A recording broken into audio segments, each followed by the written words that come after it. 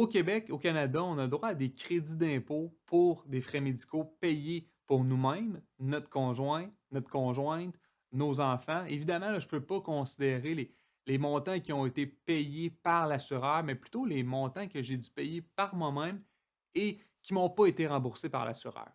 Il y a des frais admissibles, il y a des frais qui ne sont pas admissibles. Parmi les frais admissibles qu'on peut penser rapidement, le dentiste, les médicaments, le physio. On peut aussi considérer comme un frais médicaux la prime d'assurance que vous payez. Donc, si vous avez une assurance collective, une partie de cette prime-là va entrer dans le calcul pour les frais médicaux.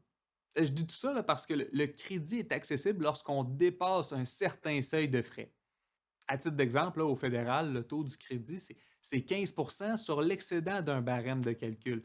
Le barème, c'est le plus faible de soit 3 du revenu net avant impôt ou 2 397. Donc, si je fais exemple 100 000 de revenus net avant impôt, 3 ça donne 3 000, donc c'est plus élevé.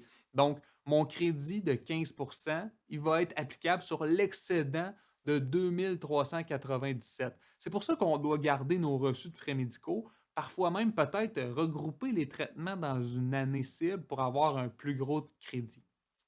Au Québec, c'est un peu plus simpliste, hein, on prend le revenu de la famille net avant impôt fois 3.